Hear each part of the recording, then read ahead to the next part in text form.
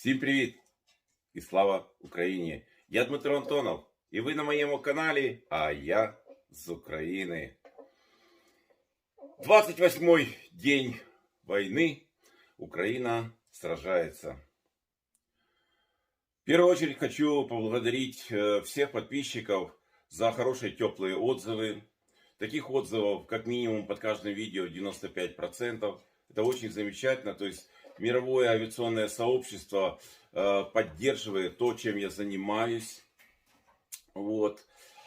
Значит, огромное спасибо за поддержку, которая понадобилась в связи с тем, что наше древнее руководство как-то активировалось из-за небольшого моего видео, в котором я просто рассказал свои мысли. Но, видно, эти мысли оказались тем катализатором, который их очень сильно возбудил. Поэтому огромное спасибо в этой помощи. Спасибо за адвокатов. Я даже не предполагал, что их так много в Украине. Шучу, конечно. Но огромное спасибо. Занимаюсь. Всех, кто предложил, у меня записаны. И будем работать в этом направлении. Ну и, конечно, отдельный разговор про хейтеров и всех остальных. Не унимаются. Мне говорят, да не обращайте на них внимания. Может, мне просто приятно, такой наступает какое-то куча положительных эмоций, когда я нажимаю кнопку удалить. Это тоже, ложка дегтя в большой нашей бочке меда все-таки будет немножечко мешать. Поэтому только эта ложка заносится над нашей бочкой, я нажимаю удалить, и все, и она пролетает мимо. Так что спасибо, все хорошо. Украина, война. Пропагандисты с той стороны не унимаются. Несут такое, что я даже не удивлюсь, когда будет победа, когда все закончится, что они будут продолжать в том же духе. И внутри страны у них будут верить этому всему, что они говорят. Послушайте.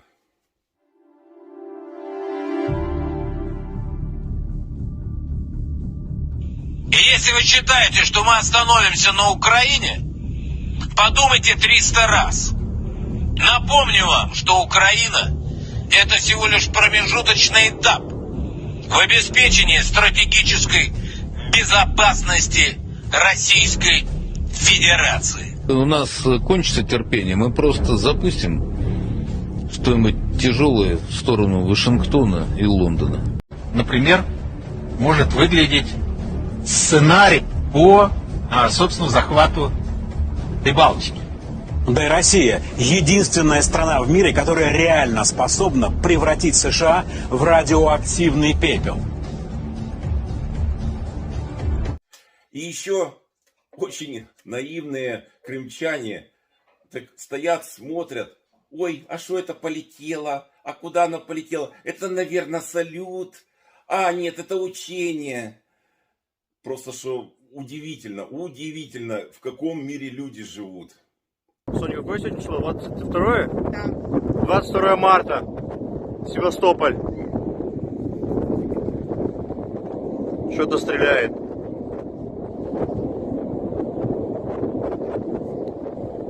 Что-то непонятно откуда. Понятно, там корабль стоит далеко-далеко, видно его. Маленький я такой. снимаю, значит. Что-то стреляет. А куда там не видно абсолютно, там просто горизонт. Я надеюсь, это просто плановое учение, хотя очень близко возле города. Собственно, вот город, сам здесь рядышком. А что там стреляют, вообще без понятия и куда. Эти два молодых человека даже и не подозревают, куда это все полетело. Полетело это в Украину. Разрушило много жилых домов. Убило мирных граждан. И благодаря таким совершенно безразличным людям, которые живут в этой стране, с которыми мы еще с 2014 года не братья, А сейчас мы враги на долгое время. К сожалению, те, кто хорошо относятся, учтите это. И их равнодушие на данный момент привело к тому, что уже погибло во всех регионах Украины 109 детей. 109 невинных жизней, которым еще жить и жить. Вооруженные силы Украины знают свое дело. И, как я говорил, потихоньку начинаем выбивать с позиций, на которых осели рашистские войска. Наметилась положительная тенденция на северо-западном направлении, около Киева, в районе городов, там, где я работаю, Гостомель, Ирпень, Буча, Ворзель. Эту группировку, я думаю, вскоре будет уничтожена. Конечно, я могу предположить, что со стороны Белоруссии будут кинуты какие-то резервные силы. Но это не резервные силы. Я просто прошу вас, вы поймите, это придет пушечное мясо. Так что задумайтесь, мамы, сами воины, задумайтесь, куда вы лезете. А процесс уничтожения идет планомерно, каждодневно, приблизительно вот таким образом.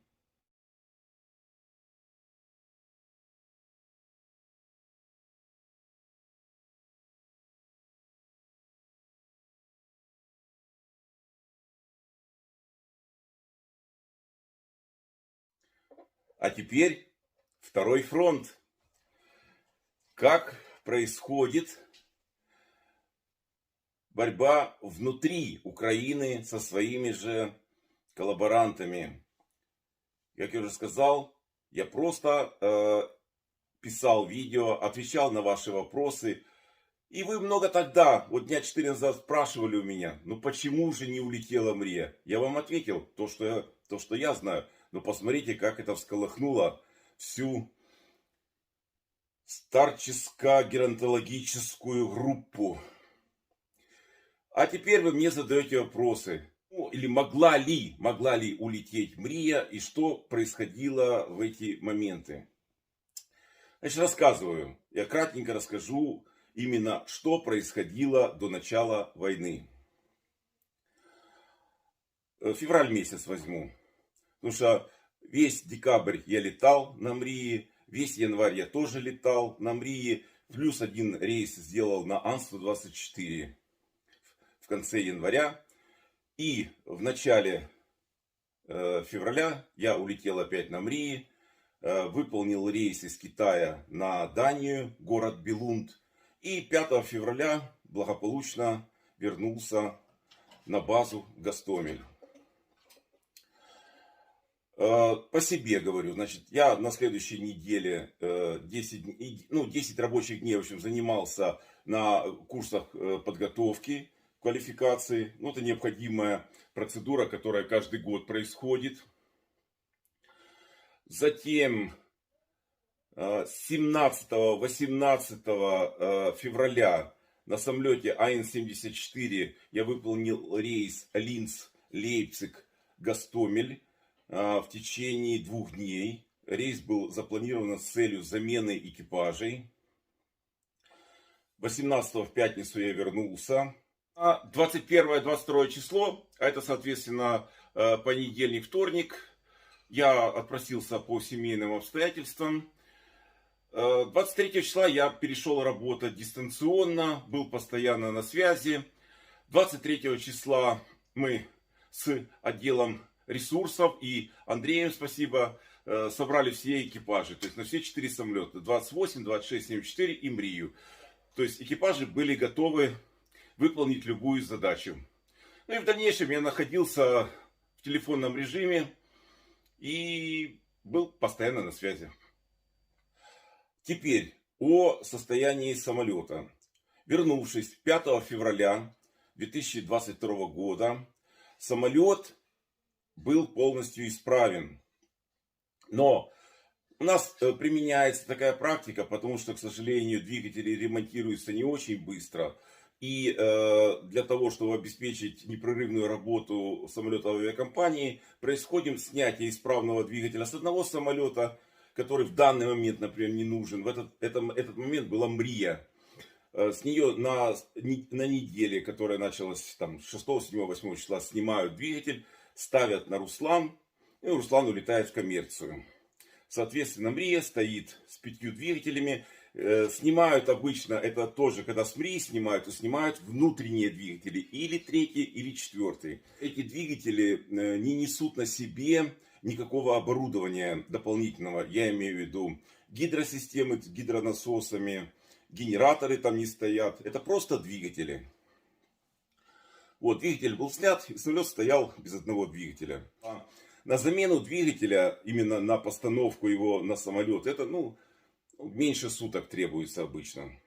То есть 23 числа к вечеру двигатель был установлен. В 22 часа вечера был самолет готов. И ничто не препятствовало. Экипажи были. Самолет готов. В самолете было 70 тонн топлива. Это то необходимое количество, которое долететь до Лейпцига. Взлетный вес 355 тонн. Это на 40 тонн меньше, чем Руслан. Руслан летает на 4 двигателях. Можете сделать вывод. Если бы очень срочная необходимость была, на 5 двигателях можно было улететь. Даже на 4 двигателях. Кто скажет, без двигателя, который навешен, нельзя улетать? Вопросов нет. Примите решение. На базе стоят неисправные двигатели, которые можно было навесить на самолет. И он бы там стоял. Пусть не работающий, но он бы там стоял, если кому-то необходимо, чтобы там что-то висело. Вот так приблизительно все происходило. А теперь продолжение авиации. Сегодня будет, постараюсь такой в 2-3 минуты собрать фильм, который был снят на 30-летие независимости Украины. Это полет Мрии над городом Киевом. Надеюсь, что на 35-летие независимости мы сможем пролететь над Киевом уже на новой Мрии. Я в это очень верю. И есть у нас такой хороший подписчик Вера из Праги. Она даже написала такое письмо из будущего, когда новая Мрия торжественно выкатывается и готовится к испытаниям. Как раз, у нее, по-моему, написано через 2 года после окончания войны. Будем надеяться, что через 2-3 года действительно мы сможем. Почему? Потому что к этому будет подключен весь мир, весь авиационный мир, который меня смотрит. Смотрим про Мрию. Фары большой. 5 секунд до взлета. 4. Приготовиться. 3. 2. 1. Взлетаем. Поехали. Поехали. Тормозах 0. Плавненько нагнал. Режим увеличивается. Режим номинальный, параметр в норме. Скорость растет. 230. 240 РБ. Да, продолжаем. Отрыв. Шасси убрать. Рот крейсер. 110. Придерживаем по прямой. Шасси убираются.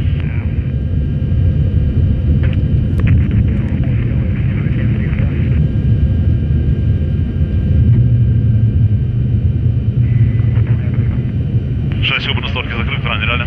Стоит нейтрально. Закрылки 25. 25.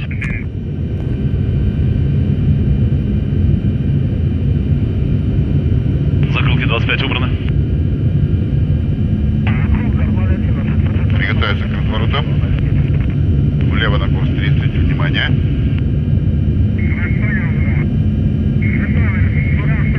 Закрылки 15. 15. Вы точно прошли по времени, даже чуть обогнали. Правее, плавненько, правее добавляй. 172 приняли. Добавляем. Добавил. Чуть-чуть. Хорошо. Сейчас расчетное у нас должно быть счетник 42 минуты. У нас показывает 41. Чуть перебрали. Ну вот так держи, не поднимайся, 470. 475. Вот так держи, не больше. 430. 420 скорость. 420.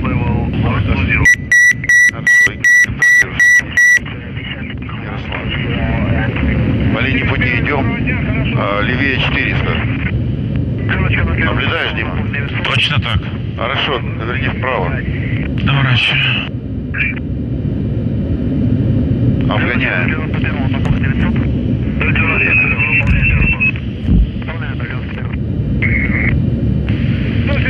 Контроль высоты. Пленочка, 400, да, хорошо. На месте. 400. Дальше некуда. Выполняю 131. Все видели, нас обогнали? Да. Подходим. Встречай. Подходим к пару. Он пошел. МГ, да. Внимание. 300 слева идем. 13 секунд до разворота. Махай. Наложу на номинальный. И вас с праздником. Зі святом мрію. Дякуємо.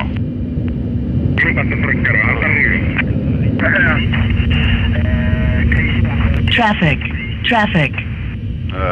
Высота 120. 150. Скорость 260. 100. Высота 80 по радиусотомеру. 60. 60. Полсотни. 45. 40. 35. 30. 25. 20. 15. 10. 8. 7. 6. 5. 4. 3. 2. 1,5. 1. 0. Девер включаем. Интерцептор выпущены. 6 зеленых горят. 190. 6 зеленых горит. 170. Реверс максимальный, параметр нормы. 160. Выполняйте. К третьему 149. 140. Хорошо. Докладывать ничего не надо, они сейчас сами уже зайдут.